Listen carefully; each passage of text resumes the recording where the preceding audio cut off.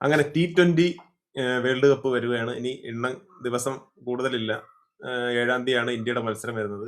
അപ്പോ ഈ വിഷയത്തില് പാകിസ്ഥാൻ ക്രിക്കറ്റ് ടീം എന്താണ് ഉദ്ദേശിക്കുന്നതെന്ന് സത്യം പറഞ്ഞാൽ നമുക്കിതുവരെ മനസ്സിലാവുന്നില്ല. എന്താണ് ഇവരെ ലക്ഷ്യം എന്താണെന്നാണ് മനസ്സിലാവാത്തത്. വാശിയും വൈരാഗ്യമൊക്കെ വേണം. എങ്കിലും അത് രാജ്യത്തിന് പ്രശ്നമാകരുത്, അല്ലെങ്കിൽ അവരുടെ ക്രിക്കറ്റ് ഭാവിയിൽ പ്രശ്നമാകരുത്. അതൊക്കെ ആലോചിച്ചിട്ട് വേണം. അത് മാത്രമല്ല, നിലവിൽ ഇപ്പോ ഈ T20 വേൾഡ് കപ്പ് എത്ര ദിവസമാണെന്നുള്ളത് നമുക്കിപ്പോ കറക്റ്റ് പറയാൻ പറ്റത്തില്ലെങ്കിലും ഈ ലീഗ് മത്സരങ്ങൾ തുടങ്ങി ഫൈനൽ വരെയുള്ള മത്സരങ്ങളെ ഇന്ത്യൻ ക്രിക്കറ്റുമായിട്ട് ഇനി അവർ കളിക്കത്തില്ലെന്നാണ് പറയുന്നത്. അവരുടെ താല്പര്യം, അതിന്റെ വരുന്ന നഷ്ടങ്ങൾ എന്താണ്, അതെല്ലാം അവർ സ്വയം ഏൽക്കാൻ തയ്യാറാണ്. പക്ഷെ ഇന്ത്യക്കെതിരെ മാത്രം അല്ലെങ്കിൽ കളിക്കാതിരുന്നിട്ട് പിന്നീട് ഇവര് ലീഗ് മത്സരങ്ങൾ കഴിഞ്ഞ് ഇപ്പോ സൂപ്പർ 6 അല്ലെങ്കിൽ സൂപ്പർ 8 സെമി ഫൈനൽ ഇങ്ങനെയൊക്കെ വരുമ്പോ ഇവരെന്താ ചെയ്യാന്നുള്ളത് മനസ്സിലാവുന്നില്ല. എന്തൊരു സത്യം പറഞ്ഞ ഇവരൊക്കെയുള്ള ഓരോ കാര്യങ്ങൾ അല്ലെങ്കിൽ ഓരോ നിലപാട് കാണുമ്പോൾ സത്യം പറഞ്ഞാൽ നമുക്ക് ചിരി വരുന്നുണ്ട്. ഇപ്പൊ ലീഗ് മത്സരങ്ങളിൽ പാകിസ്ഥാനായിട്ട് കളിക്കത്തില്ലെന്നാണ്. അപ്പൊ ലീഗ് കഴിഞ്ഞു കഴിഞ്ഞാൽ അടുത്ത ക്വാളിഫൈഡ് ചെയ്ത് പോകുമ്പോൾ അവിടെ ഇന്ത്യൻ ടീമാ വരുന്നെങ്കിൽ ഇവരെന്ത് ചെയ്യും? ഇപ്പോ ഈ T20 ലോകകപ്പിൽ ഇന്ത്യക്കെതിരെ കളിക്കില്ലെന്ന ഭീഷണിയിൽ പാകിസ്ഥാൻ ഉറച്ചു നിന്നാൽ ക്രിക്കറ്റ് ലോകം നേടുന്ന നഷ്ടം എത്രയാണെന്ന് പോലും ഇവർക്ക് അറിയാവുന്നുള്ളത് അറിയത്തില്ല. ഒന്നാമത്തെ കാര്യം, ഏകദേശം 2200 കോടി രൂപ ICCക്ക് നഷ്ടം വരുമെന്നാണ് പറയുന്നത്. അത് മറ്റുള്ള മാച്ചുകളല്ല, ഇന്ത്യ പാകിസ്ഥാൻ എന്ന് പറയുന്ന മാച്ച്, അത് വേൾഡ് കപ്പ് പോലുള്ള അതിപ്രധാനമായിട്ടുള്ള മത്സരം നടക്കുമ്പോൾ അത് ICCക്ക് ബാധിക്കുന്നത് മാത്രമല്ല, അത് ക്രിക്കറ്റിൽ ആരൊക്കെയാണോ, ഏതൊക്കെ രാജ്യങ്ങളാണോ ICC ആയിട്ട് ബന്ധപ്പെട്ട് ലിസ്റ്റിലുള്ളത്, അതിപ്പോ ആദ്യത്തെ 1 മുതൽ 10 വരെയുള്ള രാജ്യങ്ങൾക്ക് കൊടുക്കുന്ന റേറ്റ് ആയിരിക്കില്ല 10ന് താഴോട്ടുള്ള.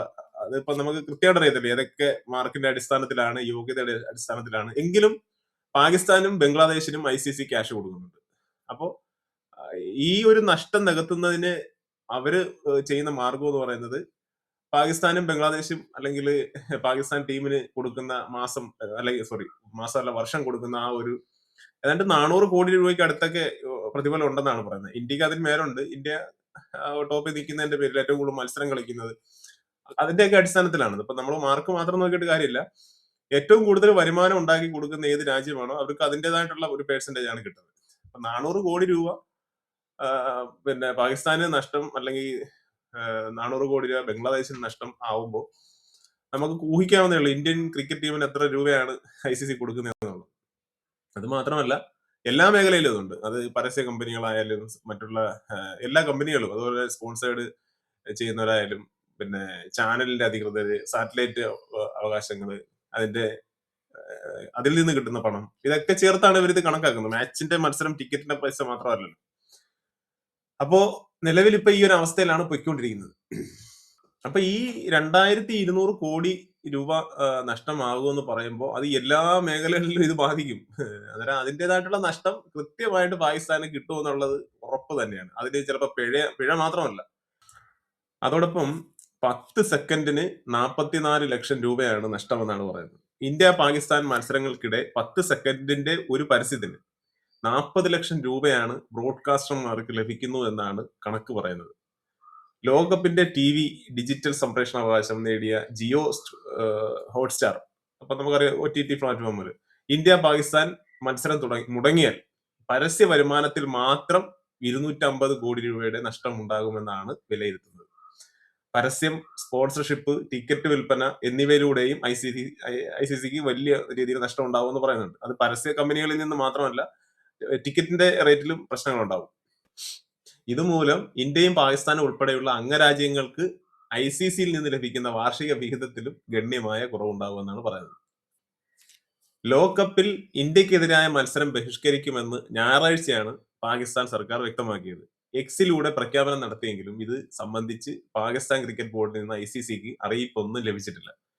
ഒരു സൈഡിൽ കൂടെ പറയുന്നുണ്ട് ഇവര് നേരിട്ട് ICCക്ക് ലെറ്റർ കൊടുത്തെന്നോ അല്ലെങ്കിൽ അവരുടെ നിലപാട് അറിയിച്ചെന്ന് പറയുന്നുണ്ട്. അതിനൊപ്പം തന്നെ പാകിസ്ഥാൻ ടീം കൊളംബോയിൽ എത്തിയെന്ന് പറയുന്നുണ്ട്. ശ്രീലങ്കയിൽ വെച്ചാണല്ലോ ഇന്ത്യയുടെ മത്സരം നടക്കുന്നത്. അപ്പോൾ ശ്രീലങ്കയിൽ വന്നു എന്നും പറയുന്നുണ്ട്.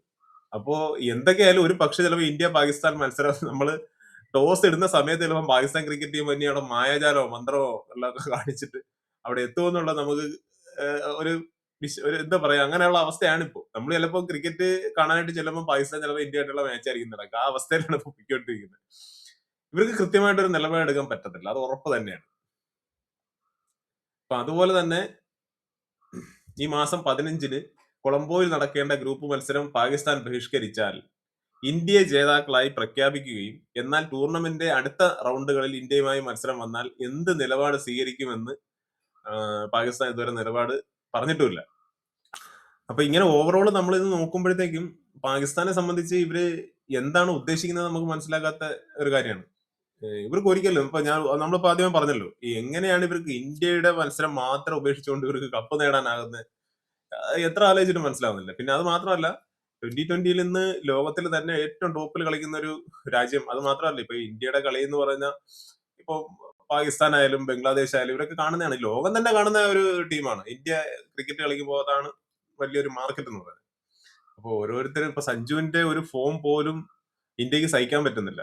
കാരണം അതിലും ഒരാള് മാറിക്കഴിഞ്ഞാൽ അടുത്ത 2 പേര് റെഡിയാണ് ബാറ്റ് ചെയ്യാനായിട്ട്. അതായത് അത്ര ഫോമിൽ കളിക്കുന്ന ബാറ്റ്സ്മാൻമാരാണ് ഇന്ത്യയിൽ ഉള്ളത്. നമ്മളിപ്പോ സഞ്ജുവിനെ സപ്പോർട്ട് ചെയ്യുന്നതിലുപരി സഞ്ജു മാറിക്കഴിഞ്ഞാൽ അടുത്ത നല്ലൊരു ബാറ്റ്സ്മാൻ റെഡിയാണ് അവിടെ.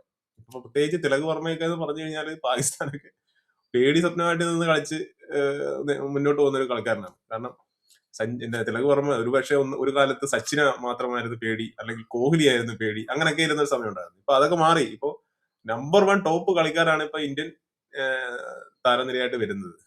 പിന്നെ അത് മാത്രമല്ല, ഇപ്പൊ ഇന്ത്യയിലാണ് കളി നടക്കുന്നത് എന്നുള്ള ഒരു പ്ലസ് പോയിന്റ് കൂടിയുണ്ട്. അപ്പൊ എന്തൊക്കെ നമ്മൾ നോക്കുമ്പോഴും മുൻതൂക്കം ഇന്ത്യക്ക് തന്നെയാണ്. അപ്പൊ ഇത്രയും വർഷമായിട്ട് ഇന്ത്യയെ തോപ്പിക്കും, ഇന്ത്യയെ വരികെട്ടി പറഞ്ഞയക്കും എന്നൊക്കെ പറഞ്ഞാണല്ലോ ഇവര് കൂടുതലും അഭിപ്രായങ്ങൾ പറയുന്നത്. ഇന്ത്യയോട് അത്ര വലിയൊരു ശത്രുത കാര്യങ്ങളൊക്കെ ഉണ്ട്. അപ്പൊ സ്വാഭാവികമായി എന്തൊക്കെ രീതിയിൽ കളിച്ചാലും പാകിസ്ഥാൻ തോക്കുമെന്നുള്ള ഉറപ്പ് തന്നെയാണ്. അപ്പൊ അതിന്റെ മുന്നിൽ ഒരു ഒരു പുകമറ സൃഷ്ടിച്ചുകൊണ്ട് ആൾക്കാരെ തെറ്റിദ്ധരിപ്പിക്കുക എന്നുള്ളതാണ് തോന്നുന്നത്. അപ്പൊ എന്തായാലും നമുക്ക് കാത്തിരിക്കാം.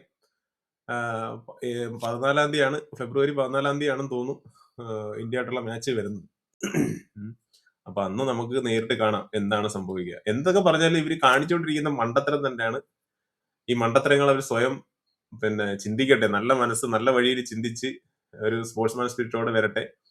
എന്ത് തന്നെയാലും നമ്മൾ ഇന്ത്യയിൽ രാഷ്ട്രീയമില്ല എന്ന് പറയുന്നില്ല, ക്രിക്കറ്റിനുള്ളിൽ നല്ല രാഷ്ട്രീയം വളരുന്നുണ്ട്. അത് പാകിസ്ഥാൻ പറയുന്നതും കറക്റ്റ് തന്നെയാണ്. പക്ഷെ അത് എങ്ങനെ അവർ അഭിമുഖീകരിക്കുമെന്നുള്ളത് കൂടി ചിന്തിച്ചുകൊണ്ട് വേണം ഒരു നിലപാടുകൾ പറയാനും പ്രവർത്തിക്കാനും. അപ്പൊ ഇനി അടുത്ത ഒരു ക്രിക്കറ്റ് വീഡിയോയുമായിട്ട് വരുന്നതുവരെ നന്ദി, നമസ്കാരം.